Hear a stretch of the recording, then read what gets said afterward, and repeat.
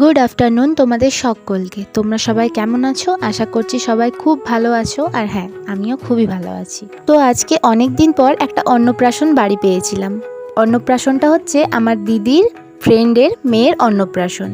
আর আমি খুবই এক্সাইটেড ছিলাম পুচকিটাকে দেখার জন্য, যার জন্য গিয়েই আমি এখানে পুচকিটাকে কোলে তুলে নিয়েছি। কি ভীষণ কিউট, তাই না? কিছুক্ষণ ঘোরাফেরার পর আমরা অনেক ফটো তুললাম, সবাই মিলে অনেক অনেক আড্ডা দিলাম। এখানে দিদির সবাই ফ্রেন্ড ছিল, কিন্তু আমার মনে হচ্ছিল এই দিদি দাদাগুলো আমারই ফ্রেন্ড। তো যাই হোক, আমার তো মনে হয় পৃথিবীতে কোনো কিছুই স্থায়ী নয়, মুখের এই মিষ্টি ব্যবহারটাই থাকবে। তোমাদের কি মনে হয় সেটা কমেন্টস করে জানিও। আমার তো এটাই মনে হয়। তারপর তো আমরা খেতে বসে গেছিলাম। আর এই প্রথমে মশলা পাঁপড়টা না হেব্বি লাগছিল আমার খেতে। পুচকির এখানে ফটোটা কি সুন্দর দিয়েছে, তাই না? এদিকে দাদা মনে হয় আমাদের প্লেটগুলো দেখিয়ে এটাই বোঝাতে চাইছিল যে মেয়েদের থেকে ছেলেরা বেশি লক্ষ্মীভাবে খায়। না সরি, নারায়ণভাবে খায়। তো আজকের ভিডিওটা কেমন লাগলো অবশ্যই কমেন্ট করে জানিও। যদি ভিডিও ভালো লেগে থাকে লাইক কমেন্ট শেয়ার করে একটু সাবস্ক্রাইব করে দিও। টাটা।